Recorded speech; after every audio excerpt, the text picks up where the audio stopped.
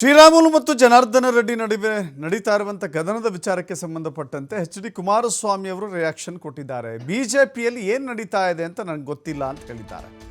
ಕೇಂದ್ರ ಸಚಿವ ಎಚ್.ಡಿ. ಕುಮಾರಸ್ವಾಮಿ ಅವರು ಮಾತನಾಡಿದ್ದಾರೆ. ಇಬ್ಬರು ಆತ್ಮೀಯರು ಅಣ್ಣ ತಮ್ಮಂದಿರಂತೆ ತುಂಬ ಚೆನ್ನಾಗಿದ್ದರು. ಇಬ್ಬರ ಜಗಳವನ್ನು ಬಿಜೆಪಿಯ ನಾಯಕರೇ ಪರಿಹರಿಸಬೇಕಾಗಿದೆ.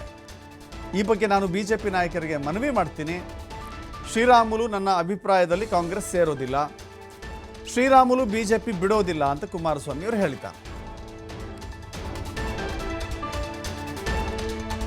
ಬಿಜೆಪಿಯಲ್ಲಿ ನಡೀತಾ ಇರತಕ್ಕಂಥ ಆಂತರಿಕ ಅವರ ಬೆಳವಣಿಗೆಗಳು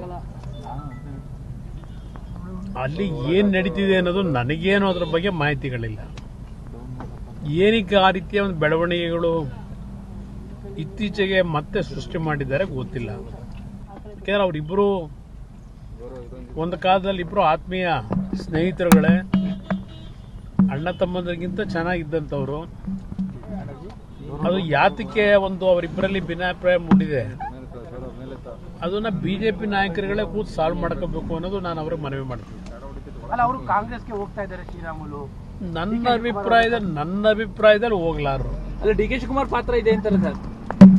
ಏನೇ ಪಾತ್ರ ಇದ್ರು ಡಿಫರೆನ್ಸ್ ತರಲಿಕ್ಕೆ ಶ್ರೀರಾಮುಲು ಬಿಜೆಪಿ ಬಿಟ್ಟು ಕಾಂಗ್ರೆಸ್ಗೆ ಹೋಗ್ತಾರೆ ಅಂತಕ್ಕಂಥದ್ದು ಅದು ನಮ್ಮ ನಿರೀಕ್ಷೆಗೂ ಮೀರಿ ಅದು ಹುಯೆ ಅನ್ನೋದು ನನ್ನ ಅಭಿಪ್ರಾಯ. ಬಿಜೆಪಿಯಲ್ಲಿ ನಡೀತಾ ಇರತಕ್ಕಂಥ ಆಂತರಿಕ